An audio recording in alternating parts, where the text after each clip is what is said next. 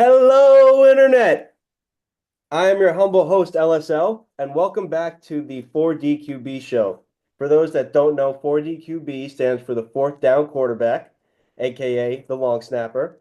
Ironically, I have interviewed kickers, Hollywood directors, NFL general managers, coaches, and ESPN analysts. But this is the first time I will be interviewing a current NFL 4DQB. And boy, did I hit the jackpot with today's guest. He is none other than 10-year NFL veteran, Pro Bowler, and current New York Giant long snapper, Casey Kreiter. Casey, thank you for being here so much. Yeah, it's I'm glad to be here and happy to make this work. And it was a kind of a cool development after running India just kind of randomly. Yeah, yeah, that was great. We'll get into that funny story later. You might think that long snapping at MetLife with the infamous swirling winds is nerve-wracking. Just wait till we get started. So, for the few people I told I was interviewing you, they all asked me the same question. How did I get to interview you? Ironically, I guess the best way to describe how this interview came about was as unorthodox as how you became a college long snapper and then a 10-year All-Pro long snapper with the last 5 years being with the Giants. And I love the fact on how unconventional your rise has been as a long snapper. So before we take into a deep dive into the Casey Kreiter, believe it or not, long snapping career, please, as you just kind of said, tell everyone how we met, and please don't be shy telling everybody that you approached me. Yeah, so funny story. We were my family and I were actually on our way back from lunch and we were driving through Franklin Lakes and my wife said, "Hey, what there's a group of people in the field there. What are they doing?" I said, "Well, I'm driving. I don't really know. I can't take a look."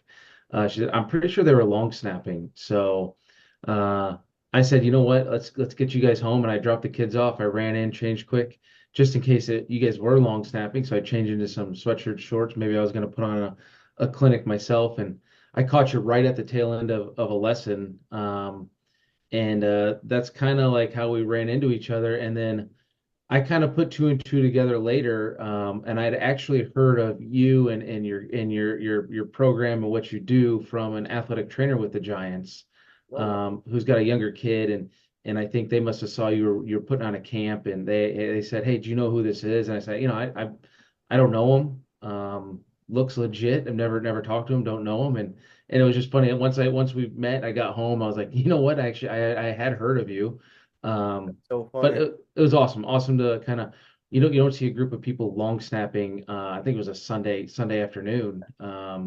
And so small world, right time. Yeah. Oh, that's great. That's awesome. So, as everyone knows, and I told you, I do not do pre-interviews for my shows, and I do have research. Okay, I have a research team, aka my dad, LSP, long snapping pops, whose twin brother comes as Drill Sergeant Dave at the boot camps. So I have a lot of notes. I also told you this would not be a cookie cutter interview, and we would bounce around, for a lack of better words, time zones of your life and career. Are you ready, Casey? Let's do it. I'm ready. Let's do it. So, with the 2025 NFL draft just concluded, I thought it would be cool to take you back to the 2014 draft and ask you a who, what, where, when, and why question. Let's go through each one. All right, First, let's do it. who, as in what team, if you had a choice back then, who would you have wanted to draft you and why?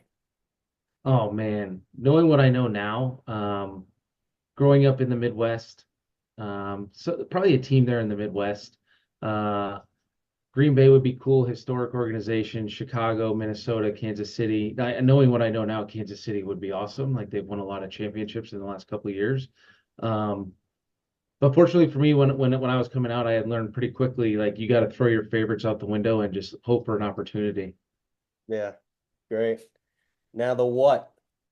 Do you remember what was going through your mind when the draft concluded and you were not drafted? That was expected, honestly. I remember that there were two teams for real that were interested. It was Jacksonville and Dallas at the time. So I was really fortunate that I had the opportunity from those two teams. Um, and I just remember that I had a very short amount of time to make a very important decision. In hindsight, I ended up going to Dallas. In hindsight, I think the opportunity was probably more real in Jacksonville, but I learned so much from Rich Bisaccia and LP Ledusor in Dallas that I believe everything happens for a reason. So Yeah, if I go to Jacksonville, I don't know if my career ends up where it is now. right. I'm a big whatever happens for a reason guy. Everything happens for a reason. So, where were you when the draft was going on, alone with friends, family? I was at home in my hometown, DeWitt.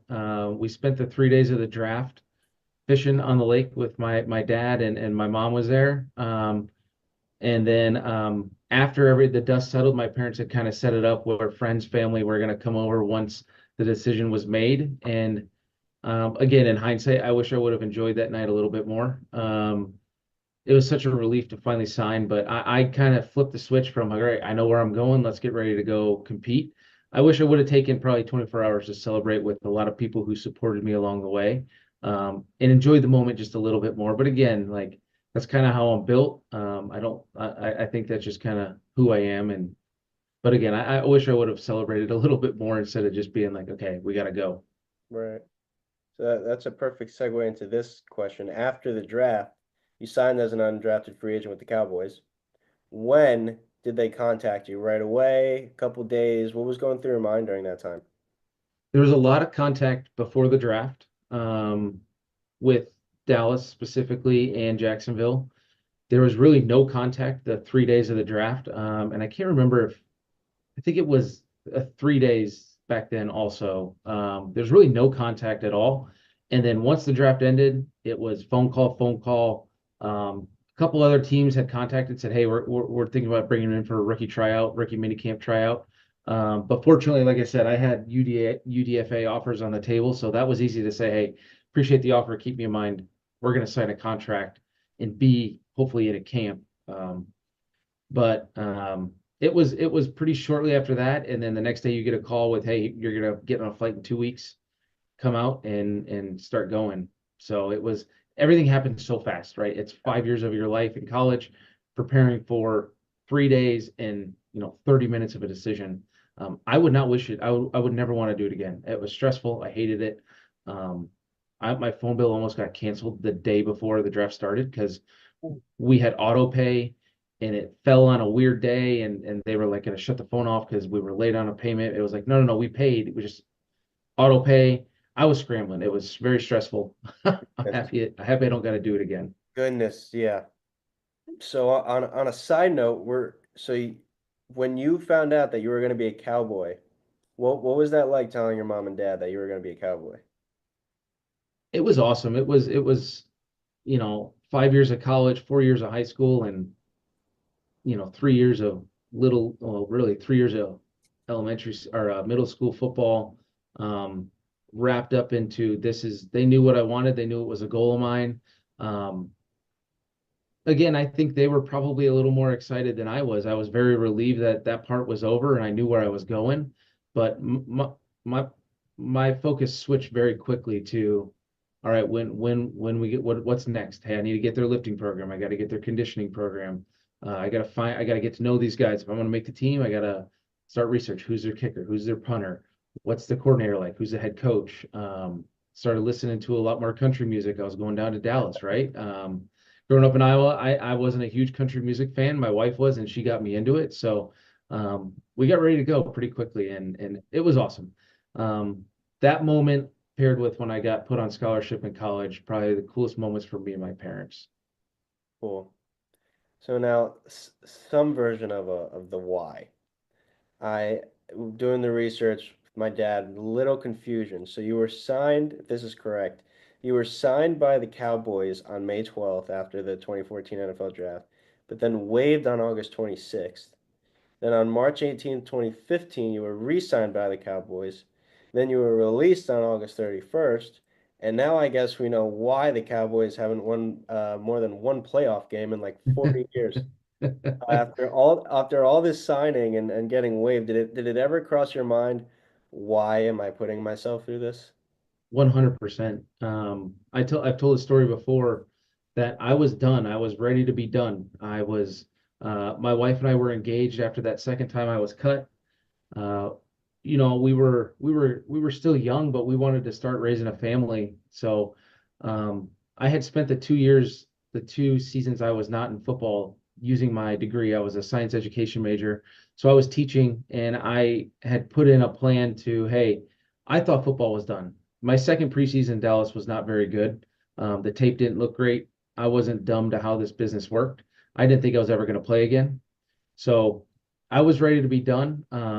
That that 2015 season, I was supposed to fly to New York and work out for the Giants because Zach Diossi at the time had an injury. I Mhm. got stuck in the airport in Iowa for 12 hours. They canceled the workout because my flight wasn't going to get there. My dad and I offered to drive through the night. We'll get there right when the workout starts. They said, don't worry about it. We're just updating our list. The next day, they signed Tyler Ott, who's now with the Washington Commanders. That was a really low point in my career. Like I was like, that's it. I'm done. I'm never gonna get another shot. Luckily, my wife kept my fiance, now wife at the time, Megan, was like, give it a little bit longer. I had a teaching mentor that was like, you're gonna be okay. Everything happens for a reason, and I'm glad I stuck with it because it was a couple months later I worked out in Carolina and then worked out in Denver and ended up getting signed in Denver. Yeah. So that's incredible. So although the Cowboys didn't work, it was your baptism into the NFL, and I'm curious, what was the biggest lesson you learned during this roller coaster time? There were kind of the two big things I learned. I learned that I was probably ready in terms of preparation, skill, um, and just the mental part of it. I think I knew I could handle. You don't really know, but you get into practice and you can handle it. The speed of the game I wasn't ready for right away. That was one thing that I knew I needed to get better at. But I think I also learned that my process was really good because I went in and I was quiet. I tried to observe. I tried to be respectful. I understood what the goal was, right? Like when you're at this level, you're trying to take food off of these guys' plates. So I was very respectful of LP. I tried to just learn as much as I could from him. I didn't try to ask him too many questions. Um, and there was one moment in training camp when I think we all kind of knew where this was going. LP was going to be the guy, and I was going to, fill in if he ever got hurt. And one day after a practice and training camp, he said, "Why don't you swing by my room after meetings?" And we sat down and had a couple beverages together. And for him being the veteran long snapper to kind of respect me enough to invite me into the group, that bond and that group is close knit, was kind of like, hey, you do things right. We respect you. You're going to be okay if you stick with it. So That's those were cool. the biggest things. And I knew moving forward, you had to get lucky, right place, right time. And I was very fortunate to keep going and get that opportunity. That's cool. So before we go on to the good times in the NFL as a Denver Bronco and a Giant for the last 10 years, let's go back to the beginning and do it, Iowa. Do DeWitt, yep. do it, Iowa. Population 5,587. There's more gas stations than stoplights in that town. I believe it. I think there's like 4 gas stations and 3 stoplights. That's insane. Yeah, it's pretty small. Um, am I wrong to assume that your hometown was to wrestling and football as Hickory, Indiana was to basketball in the movie Hoosiers? And not trying to be funny, I just don't know, but did you grow up on a farm? And if yes, what was that like? And as a little kid, if you could only have picked one, would it be being a star wrestler or football player for Iowa? Ooh, man. So I did not grow up on a farm. I grew up in a small farming town surrounded by farms. I never did any direct farming, but everyone's rite of passage when you grow up in Iowa is you spend a summer detasseling corn, you spend a summer baling hay, and if you're lucky, you spend a summer picking sweet corn and selling it out of the back of a pickup truck. Buddies who have corn, so you do that, and did all of those things. Have a lot of respect for the farmers. The hat ANF stands for America Needs Farmers. Wait. It's kind of like an Iowa Hawkeye thing that and Iowa State. Iowa State's got a huge agriculture school, but yeah, didn't grow up farming. But I think if you asked me in certain parts of my life, the answer would be different. Hmm. Sometimes I would wanted to be the star football player. Did I ever think I'd be the long snapper? No, I wanted to be Chad Greenway. I wanted to be guys like Pat Anger, Jeff Tarpinian, playing linebacker and running down on kickoffs and tackling people and hitting them really hard. But got fortunate, found a niche, it worked out for me.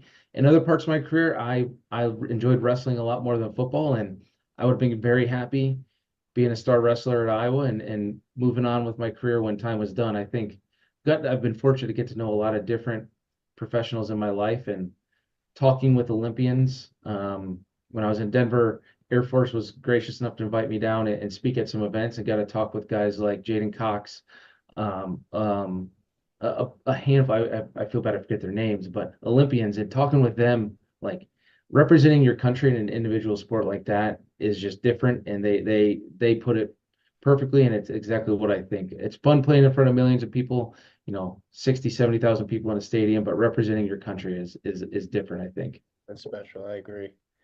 Um, so before we move on to talk about how your journey as a pro athlete has gone so far, when we first met at the field in Franklin Lakes, we did talk for a little while. During this conversation, we both talked about how our fathers were and are so instrumental in our lives, both on and off the field. Please talk a little bit about you and your dad's relationship and how he impacted your life. Yeah, my dad Kurt was my high school wrestling coach, high school football coach, probably the biggest mentor that I've had in my life. Um, I'm at the point in my life now where I've surpassed athletically what he did. He played D3 college and wrestled D3 at the same time, which looking back now, finishing just one, college sport is crazy to think he could manage two and do it successfully. It's hard enough to do one. Um, but now I'm just trying to be as good of a dad to my kids as he was to me. And that's the fun part. And we've reached a really, really unique, cool part in my life where my oldest son, my only son, and he's 7, is my oldest. He's taken a liking to football and he wants to go to games. And my dad, who my wife would tell you he was no fun to go to games with. He's super intense. All he wants to do is like watch me and he doesn't want to talk to anybody. I look up in the stands now and he's explaining the game of football to my son, his grandson, my son, and that's a special moment for me. And it just kind of has added to our relationship. But I wouldn't be where I am without him. He's had so much perspective in his life. He's a cancer survivor, which I think really helped him instill some really good values in me and my sister and help us see the big picture in things and overcome, failure, defeat, and be humble in success. Special. Thank you. Um, and now according to my research, you had some high school career. It You was okay. you attended, it was pretty okay. You attended Central High School, where you played linebacker and tight end. As a junior, you received all conference and second team all state honors. You also played baseball, ran track, and wrestled. As a senior, you set the Iowa Prep state record for points in a game while receiving all conference and all state honors. This concluded with you accepting a football scholarship to Iowa. Now, in the research I have on you in high school, there is one glaringly missing thing from your resume, and that is long snapping. Did we miss something? Do I need to fire my dad? Or did your long snapping exploits not start until college? So my first question on this topic is, when were you first asked to long snap and why? I actually snapped probably since middle school. I was always the snapper, but I played center. The first time I started was at center on the offensive line my sophomore year. I think I probably hit puberty and filled out a little bit more, and then transitioned to linebacker and tight end. But even throughout high school, I was always our long snapper. Okay. Really, the only thing I didn't do was cover kicks and be on kickoff because I was begging to be our kicker, but the Huh. coaches would not let me because and I could kick off pretty well. But they said, hey, you need to take a break at some point during the game, so you're going to take breaks during kickoffs and kickoff return and punt return. I don't think I played punt return either. Wow. So I do need to fire my dad. Okay. Number two, at what point during your college career did a light bulb go off and you thought you could possibly long snap in the NFL? It was my really bowl prep during my true freshman year. Hmm. Um, That was when it started. I got switched from linebacker to defensive line. We had some injuries and people left the team, and we needed someone to fill that gap. And I had put on some significant weight. They said, "Hey, we think you can play defensive line." I think it was either between fullback or defensive line.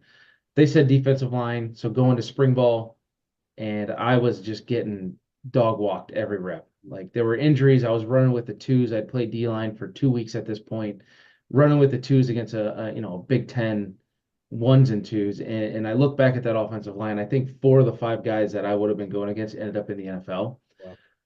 So I was not having fun playing football at that point. I was just getting my butt kicked every day. After that spring ball, kind of the snapper, his name was I think his name was Charlie Knipper. He was from Illinois. He was kind of supposed to take over the role, left the team, or I could just kind of tell maybe he wasn't bought in all the way, or the way I thought I could be. Approached our head coach Kirk Ferentz and said, "Hey, I think I could help the team out here." We ran a pro style punt, so I had a lot of learning to do to learn how to block.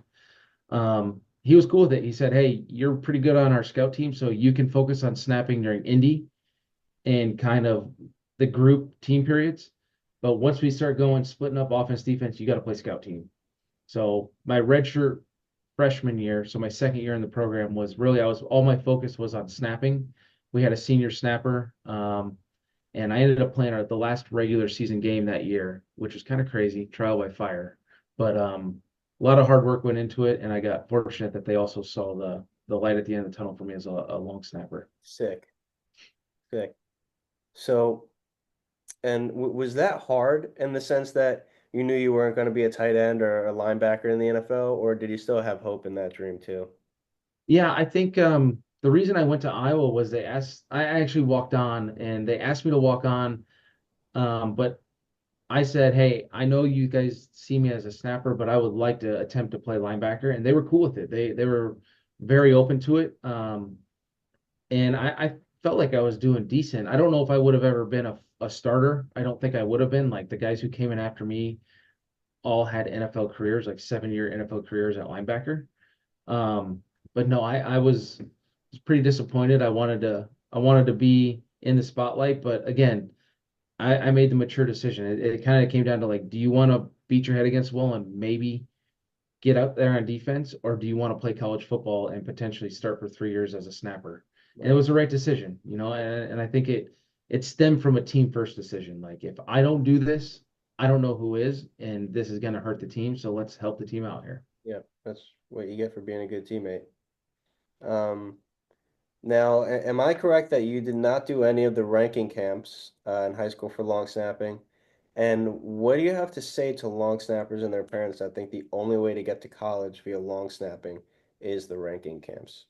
Yeah, I'm probably one of the few left, at least in the NFL right now, who maybe didn't do a ranking camp. And that was probably just being naive at the time, right? Like we grew up in a tiny town. We didn't know any different. My dad taught me how to long snap. I was playing offense and defense, and he was putting out recruiting tapes, and we were getting looks from Division 3, Division 2 programs, here and there, a couple Division 1 programs. So I think we just were like, hey, it'll work out. And I think in today's day and age, you can do it that way. I think the way NIL and the transfer portal is set up is all you need is an opportunity. Yeah, Develop the skill, however, whatever works best for you. I think I told you when we talked, like I'm a guy who can't teach kids how to snap. I'm not. I can do it, and the only reason I can do it is because I've done it a million times. I mean, millions and millions of times. yeah, And I can critique and I can learn from my mistakes, and I've done that, and that's how I got good at it. So I think I'm not saying the camps don't have value because I think they do in terms of exposure, but it's not the only way, right? If you're persistent enough and you can fix mistakes and you can accept failure and get better from failure, you'll be successful whatever you do. But it was something I took a lot of pride in myself. Like my dad taught me how to do this in the backyard. Um, there were guys, Joel Hilgenberg at Iowa, Lester Erb, Danny Olsta, Andy Schultz, LeVar Woods. All these guys helped me along in my career. They grabbed me, they taught me something, I took it, and I'm kind of a product of all that work put together. that's incredible. Thank you. Now, I also saw that you won the Hayden Fry Extra Heartbeat Award at Iowa, um, named after the legendary Iowa head coach Hayden Fry. Can you explain what that award is? The best way I can explain it is when I was going through the program, the guys who won that award were the guys you wanted to be like. Like they were the ones you looked up to. They were some of the most respected coaches, or most respected players by the coaches, the staff, their teammates. And for me, it was like, okay, those guys do it right. I want to get that award. If I win that award, it's kind of like, hey, you're doing something right. Um, and I think that's what it was about being team first, right? And I think it's been fun for me in my career. And I think it stems from my background of playing linebacker and playing football. My college strength coach, Chris Doyle, said Nate Kading was like this, and Nate Kading had a 9-year career as a kicker, Lou Groza Award winner. I remember when I got there, he said Nate Kading was a football player who could kick. He got in the weight room, he worked hard, he did whatever they asked him to do at practice. And for me, it was like, that's what I want to be known as. I want to be known as that's a football player who's good at long snapping. And it's worked for me. I've gotten in trouble being like that by coaches many times in my NFL career. Like if we're short a guy in scout team, I'm the first one running out there to do Oh, it because I don't want the drills to stop, right? Like we don't need to spend 2 minutes trying to find the guy who's supposed to be out there or find somebody who's going to be out there. I'll just go do it. And then the coaches are like, hey, what happens if you get hurt in this kickoff drill and you're trying to block these guys? It's like, well, I guess I didn't think about that, but you know, I didn't get hurt. We're okay. Yeah, I think that's kind of what the award was all about, and it was one of the the biggest honors I've had. There's a couple more in there, like being an NFL captain on the NFL team, and Pro Bowl, but that one's up there for sure. yeah, it says a lot about you, and that's why you're as successful as you are now. So, um, let's continue, and let me ask a couple more questions about your college career before we get to the NFL. How important was it to win the Cy-Hawk rivalry game between Iowa and Iowa State? I mean, that one's a big one. I was part of losing one or two of them, at least one, maybe two. And I remember like Hy-Vee's, the big grocery store in Iowa, and I remember like a couple people knew who I was, and unfortunately, not unfortunately, it's kind of the standard. All the Iowa athletes wear the same sweats on campus. You get these heavy gray sweats. They say what you do, and you just wear them like you're a college kid. That's what you do. And I Yeah, remember we lost one of those games, and I said I need to go get groceries, but I'm not going until late. Hy-Vee's open 24/7, so I think I went at like midnight. And I still remember I'd run into people, and they'd kind of be looking at you sideways, like yeah, you were part of the team that lost that game, weren't you? It's like so I know that like my senior year for sure, it was like we have to win this. I can't go out losing it. Um, I don't remember losing it my senior year, so I could have just tricked myself. I'm pretty sure we won it my senior year. Um, but yeah, that one's a big one, right? And the big joke at the time was if Iowa State wins that one, they've had a successful season. If Iowa loses it, like we could still play the rest of our season. It hurt a lot, but like we had bigger kind of things in mind. Now, right. last couple of years, it's been a little more even. I know, like Anthony Johnson's in our locker room, and he's let me know that Iowa State won the last one Yeah, almost daily when I see him. that's funny. So hopefully we can get that one back, and I can let him know that they can be little brother for a couple more years. Good. Flip flop it. Are there any PG-13 stories you can share of the after game celebrations when you won it? Oh, Cyhawk, man. I just remember like when we were there and we won a close game. I mean, like some of the things their fans would say as you're walking out. It's kind of a unique exit. Like you got to walk past these bleachers and then you walk up this big tunnel. And the fans are kind of above you, they're next to you. You're kind of exposed the whole way back. And there's some things said that you wouldn't want your kids to be around as you're Right, walking by. right, So that's probably the biggest one. And there's other ones, but that comes with the game. And I love that part of it, right? Like talking trash is just part of what we do. right. So, and how was it like playing for the legendary Kirk Ferentz? Any funny stories you can share? Man, he's the best. And you talk to anybody who knows him, they'll say the same thing. If I called him right now, he would say hello and we would catch up. And then he would ask about my dad by name. He would ask about my mom by name, and he would ask about my sister by name. Wow. He has this incredible memory of knowing people's names, and he wouldn't even want to talk about me really.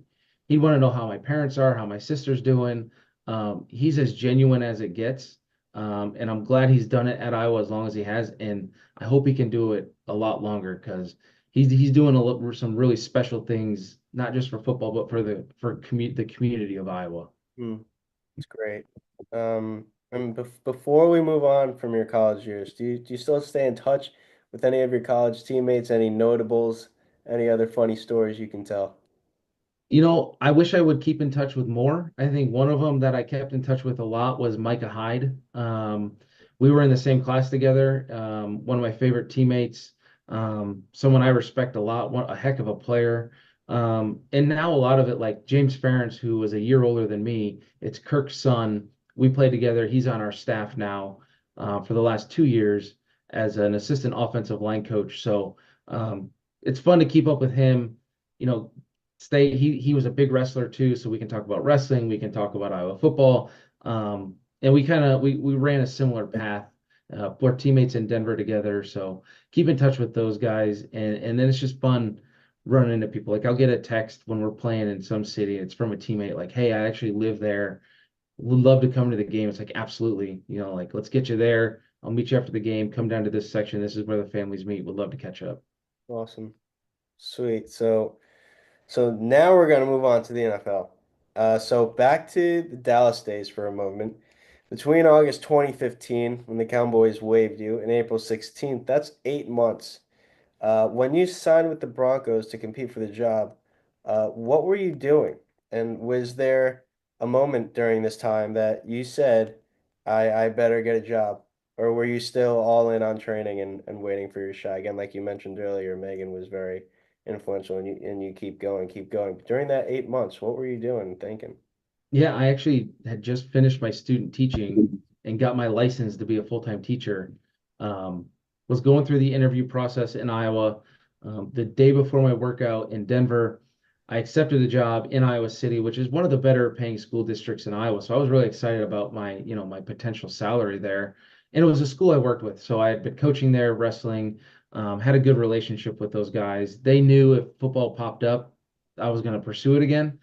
But I really was playing both sides of the fence. But when I got to the workout in Denver, I knew this was kind of it. That was it. And when I showed up, there was like, I want to say, in my mind, it was like 20 snappers, but it might have been 10 other snappers there. So at that moment, this is real. Like, this is a real workout. And I just kind of threw all my eggs in at that point. Like, listen, I'm going to rip this ball as fast as I can.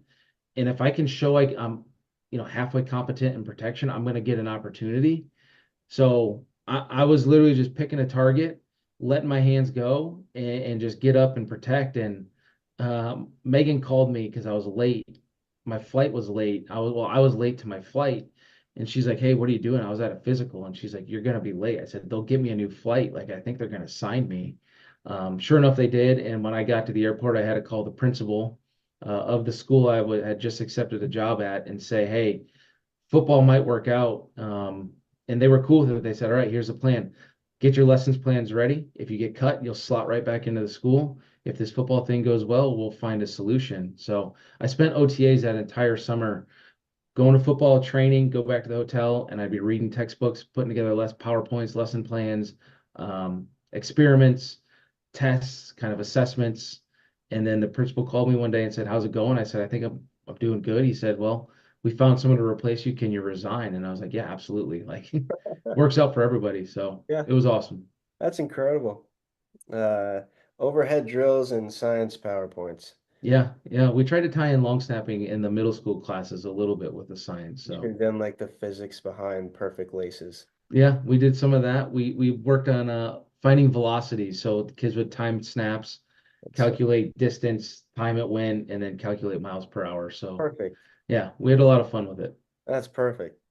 Um, so you get a tryout or you get with the Broncos. I believe at this time you were either engaged or just going to marry Megan, and you're right about to start a family. Did you consider this opportunity with the Broncos a do or die situation?